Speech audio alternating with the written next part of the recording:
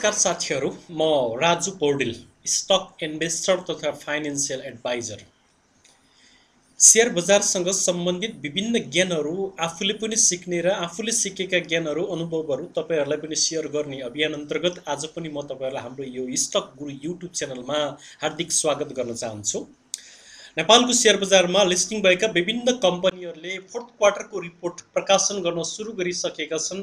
यसै सन्दर्भमा यसभन्दा अगाडि मैले फोर्थ क्वार्टरको रिपोर्ट प्रस्तुत गरिसकेको डेप्रोक्स लघुवित्तको अवस्था के छ, यो कम्पनीले कति प्रतिशतसम्म डिभिडेन्ड दिन सक्छ भन्ने बारेमा तपाईहरूलाई एउटा भिडियो लिएर प्रस्तुत भएको थिएँ तपाईहरू समक्ष। र आज मैले स्वरोजगार लघुवित्तीय संस्थाको फोर्थ क्वार्टर रिपोर्टलाई आधार मानेर अध्ययन गरेर विश्लेषण गरेर फाइनेन्सियल विश्लेषण गरेर यो कम्पनीको आर्थिक अवस्था कस्तो छ, यो कम्पनीको ग्रोथ कस्तो छ, यसको डिभिडेन्ड हिस्ट्री कस्तो छ र आर्थिक वर्ष 77-78 बाट यो कम्पनीले लगानीकर्तालाई कति प्रतिशतसम्म डिभिडेन्ड दिन सक्छ भन्ने बारेमा एउटा महत्त्वपूर्ण जानकारीमूलक भिडियो लिएर तपाईहरु समक्ष प्रस्तुत भएको छु। अब म तपाईहरुको ध्यान यो भिडियोतर्फ ध्यान दिएर यो भिडियो हेर्नको लागि म हजुरहरूलाई अनुरोध गर्न चाहे। तपाईहरुले अब यो भिडियोमा तपाईहरुले यो स्वरोजगार लघुवित्तीय संस्था लिमिटेडको आर्थिक विश्लेषण तपाईहरुलाई फाइनेन्सियल एनालाइसिस गरेर सबै कुराहरू म बताउन गइराखेको छु। सेक्टर यो माइक्रो फाइनेन्समा पर्छ। शेयर आउटस्ट्यान्डिङ यसको कति रहेछ भन्दाखेरि 41,12,793 किता यसको शेयर आउटस्ट्यान्डिङ रहेछ। यसको क्लोजिङ प्राइस अस्तिको बिहिबारको दिन 1548 मा यो बन्द भएको रहेछ, जुन दिन यसको -0.26% ले प्राइस डिक्रिज भएको रहेछ। र यसको फियर एन्ड ग्रिड मिटरबाट हामीले यसको अवस्था दर्शाउँदाखेरि तपाईलाई थाहै छ यो फियर एन्ड ग्रिड मिटरलाई आधार मानेर पनि हामीले कति बेला शेयर किन्ने र कति बेला शेयर बेच्ने भन्ने कुराहरू भन्न सक्छौं। यो घडीको सुई अहिले यो फियर एन्ड ग्रिड मिटरको न्यूट्रलबाट ग्रिडमा प्रवेश गरेर ग्रिडको लगभग अन्तिमतिर पुग्न थालेको रहेछ। 74.76 मा छ। यो भनेको बुलमा छ यो कम्पनीको शेयर भनेर हामीले बुझ्नु पर्यो। र यहाँबाट यो एक्सट्रिम बुलमा प्रवेश गरेर 100 तिर यो सुई पुग्यो भने अनि यो कम्पनीको शेयर करेक्सन हुन्छ भनेर हामीले धेरै पटक भनेका छौं। यस्तो अवस्था यहाँबाट देखिन्छ भने यसको अस्तिको दिन डोजी क्यान्डल बनेको रहेछ। स्पेनिङ टप डोजी दुवै जस्तो देखिन्छ। र यो कम्पनीको अरु बाँकी अवस्था के छ भन्दाखेरि 52 विक हाई यसको 1606 रुपैयाँ पुगेको रहेछ भने 52 विक लो 790 सम्म रहेछ र 180 दिनको एभरेज यसको 1428 को अवस्थामा रहेछ। अब टोटल मार्केट क्यापिटलाइजेसन यसको यति देखिन्छ, जुन मार्केट क्यापिटलाइजेसन निकाल्न तपाईलाई आइसकेको छ। Share outstanding into closing price equal to market capitalization निक्लन्छ। तपाईले त्यो जानिसक्नु भएको छ। अब हामी तपाईहरुलाई फाइनेन्सियल एनालाइसिस तर्फ यसका वित्तीय सूचाङ्कहरूको अवस्था के छ भन्ने कुरातर्फ ध्यान केन्द्रित गराउन चाहन्छौं। यो कम्पनीको paid up capital micro finance कम्पनीको पेड अप क्यापिटल अहिलेको सन्दर्भमा 60 करोड हुनुपर्नेमा यसको चाहिँ 41 करोड 12,79,000 भन्दा बढी यसको पेड अप क्यापिटल रहेछ। जबकि रिजर्भ चाहिँ 20 करोड 73,53,000 भन्दा माथि रहेछ यसको रिजर्भ। नेट इन्ट्रेस्ट इन्कम यसले फोर्थ क्वार्टरसम्म ब्याज आम्दानीबाट यति आम्दानी गर्न सफल भएको रहेछ। यो आम्दानी जुन छ क्वार्टर टु क्वार्टरबाट तुलना गर्दाखेरि 10.59% ले इन्क्रिज गरेको रहेछ भने यता चाहिँ इयर टु इयर ग्रोथमा 33.82% इन्क्रिज गर्न सफल भएको रहेछ। हामीले कुनै पनि कम्पनीको शेयरमा लगानी गर्दा त्यो कम्पनीको ग्रोथको अवस्था के छ, ग्रोथमा केमा छ, ग्रोथ बढिराखेको छ कि घटिराखेको छ भन्ने कुरा हेर्नुपर्ने हुन्छ। अपरेटिङ इन्कम भनेको यो व्यवसाय सञ्चालन गरेर यसले यति प्रॉफिट इन्कम आम्दानी आर्जन गर्न सफल भएको रहेछ फोर्थ क्वार्टरसम्म आइपुग्दा, जुन आम्दानी 7.35% ले ग्रोथ गर्न सफल भएको रहेछ क्वार्टर टु क्वार्टरमा भने इयर टु इयरमा 39.44% ले इन्क्रिज गर्न सफल भएको रहेछ। प्रॉफिट बिफोर प्रोभिजन यति यसले प्रोभिजन गर्नुभन्दा अगाडिको प्रॉफिट यति देखिन्छ जुन प्रॉफिट 13.96% ले ग्रोथ गर्न सफल भएको रहेछ भने इयर टु इयरमा 48.78% ले ग्रोथ गर्न सफल भएको रहेछ।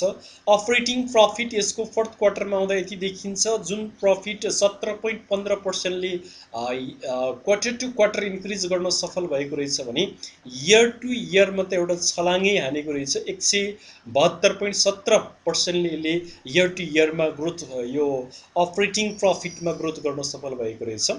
नेट प्रॉफिट जो यसको नेट प्रॉफिट 1000 लाख 10 लाख करोड 15 करोड 40,21,000 भन्दा माथि यसको फोर्थ क्वार्टरसम्म आइपुग्दा नेट प्रॉफिट आर्जन गर्न सफल भएछ जुन नेट प्रॉफिट क्वार्टर टु क्वार्टरमा कम्पेयर गर्दाखेरि 2.74% ले ग्रोथ गरेको रहेछ।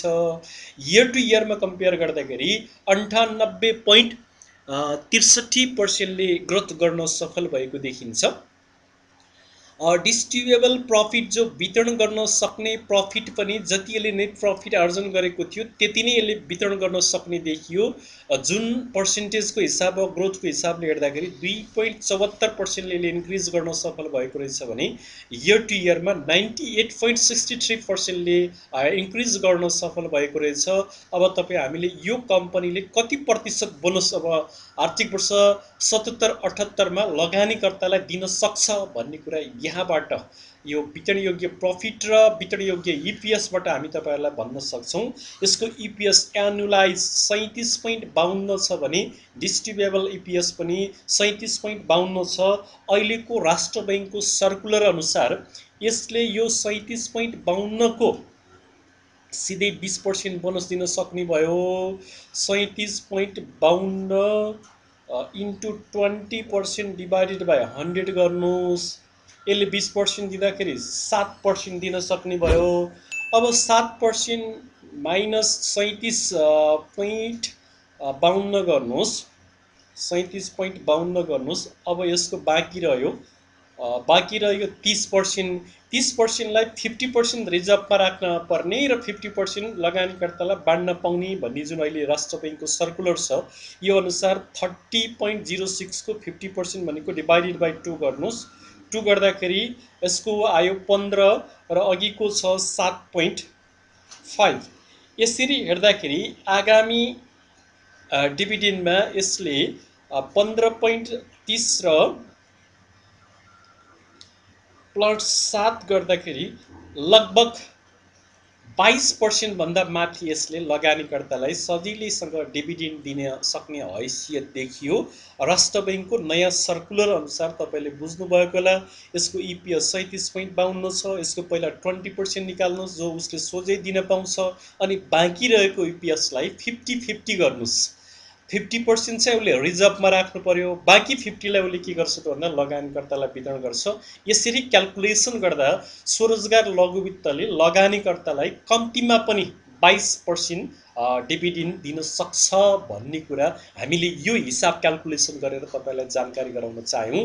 र यसरी तपाईले यो कम्पनीको शेयरमा लगानी गर्दा अब केही महिनापछि तपाईले कम्तीमा पनि 22% नगद तथा स्टक डिभिडेन्ड पाउन सक्नुहुन्छ भन्ने कुरा यो डिस्ट्रिब्युएबल ईपीएस को आधारमा यसको 20% सिधै बाँड्न सक्ने भयो। बाँकी रहेको 30% 50-50 गर्दा 50 रिजर्भमा राख्नु पर्यो र 50 बाँकी उसले बाँड्न सक्ने भयो। यसरी हेर्दा 22% भन्दा बढी यसले आफ्ना लगानीकर्ताहरूलाई डिभिडेन्ड घोषणा गर्न सक्छ, डिभिडेन्ड दिन सक्छ भन्ने कुरा यहाँबाट म तपाईहरुलाई भन्न चाहे। पी रेशियो 41.26 छ। त्यसैगरी आरओई 24.95 छ। पीईजी यो कम्पनीको भ्यालु ओभर छ कि अन्डर छ भनेर एउटा हेर्ने प्रमुख आधारमा पीईजी पनि हो। पीईजी लेस देन 1 भनेको एकदमै अन्डर भ्यालु कम्पनी भनेर बुझिन्छ, लगभग त्यही एरियामा छ, लेस देन 1 कै नेरफेरमा छ। त्यसकारण यो ओभर भ्यालुड भइसकेको छैन जस्तो लाग्छ यो कम्पनीको शेयर मूल्य।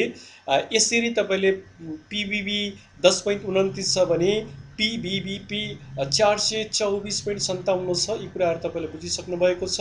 यो प्राइस मोमेन्टम हेर्दाखेरि सबै मोमेन्टमहरु बुलिसमा छन्। आरएसआई 59.77 मा छ। यसले आरएसआई 60 काटेको पनि छैन। त्यही भएर हामीले 60 काट्यो भने टेक्निकल एनालाइसिसको दृष्टिकोणबाट हेर्दाखेरि तपाईँहरू इन्ट्री हुन सक्नुहुन्छ। 60 काटेर 60 मा सपोर्ट लिएर माथितिर लाग्यो भने हामीले यो कम्पनीको सेयरमा लगानी गर्न उपयुक्त हुन्छ भन्ने कुरा टेक्निकल एनालाइसिसबाट हामी भन्न सक्छौँ। त्यसपछि यसको डिभिडेन्ड हिस्ट्रीको अवस्था के छ भनेर पनि हामीले हेर्नुपर्ने हुन्छ। 76-77 मा यसले 0.65% क्यास र 12.39% स्टक डिभिडेन्ड दिएको रहेछ। 75-76 मा 1.40 क्यास र 26.75% यसले स्टक डिभिडेन्ड दिएको रहेछ। 4:1 का दरले राइट पनि दिएको रहेछ। त्यसै गरी 74-75 मा 1.05 र 20% स्टक डिभिडेन्ड गरेर यसले दिएको रहेछ र 4.1% राइट पनि दिएको रहेछ। 73-74 मा 0.88% क्यास र 16.66% यसको स्टक डिभिडेन्ड रहेछ। यो वर्ष पनि यसले 1:1 को दरले राइट सेयर इस्यु गरेको रहेछ। 72-73 मा पनि यसले क्यास जम्मा 1.60 र यता चाहिँ बोनस चाहिँ राम्रो दिएको रहेछ, 30.40% दिएको रहेछ भने 71-72 मा 1.80 क्यास र 34.20% स्टक डिभिडेन्ड दिएको रहेछ, राम्रो डिभिडेन्ड दिएको रहेछ। यसरी विगतका डिभिडेन्ड इतिहास हेर्दाखेरि यसको डिभिडेन्ड राम्रो छ, राइट पनि समय समयमा दिएको छ। यसपालि पनि यसले पुँजी वृद्धि गर्नको लागि राष्ट्र बैंक समक्ष 100% राइटको लागि अनुमति फाइल पेश गरेको छ भन्ने कुरा बजारमा सुनिन आउँछ र त्यो अनुमति राष्ट्र बैंकबाट प्राप्त भयो भने यसले 1:1 का दरले राइट पनि दिन्छ भन्ने चर्चा बजारमा सुनिएको छ। अब हल्लाको पछि हामी लाग्नु हुँदैन, वास्तविक कुराहरू बुझेर मात्रै राइट आउने हो कि होइन, राइटको अप्रुभ पाउँछ कि पाउँदैन राष्ट्र बैंकबाट, त्यो कुरा बुझेर मात्रै हामीले यस्ता कम्पनीहरूको सेयरमा लगानी गर्नुपर्ने हुन्छ। यसरी तपाईँले अरू बाँकी इन्डिकेटरहरूमा पनि यता गएर हेर्दा पनि त्यस्तै देखिन्छ। इपिएसले इन्क्रिज गर्दै गइराखेको छ क्वार्टर टु क्वार्टरमा। बुक भ्यालु पनि यसको इन्क्रिज हुँदै गइराखेको छ। आरओई पनि इन्क्रिज भइराखेको छ। यो आरओईमा योभन्दा यहाँ अलिकति घटेको रहेछ, कारण मेन्टेन गर्न सफल भएको रहेछ। एनपिएल 2.63% रहेछ, जुन एनपिएल 5% भन्दा बिलो भएको कम्पनी बेस्ट भनेर मानिन्छ। यसरी तपाईँहरूले यो स्वरोजगार लघुवित्त कम्पनीको सेयरमा लगानी गर्नुभयो भने केही समयपछि, केही महिनापछि तुरुन्तै हामीले 22% सम्म यसको डिभिडेन्ड दिने हैसियत देखियो। अहिलेको नयाँ सर्कुलर अनुसार पनि यसले 22% दिन सक्छ र पेड अप क्यापिटल पनि कम छ। पेड अप क्यापिटल भएको कम्पनीमा बढी खेलाडीहरू, सेयर खेलाडीहरूले खेल्ने भएको हुनाले तुरुन्तै सेयर बढ्ने सम्भावना पनि रहन्छ।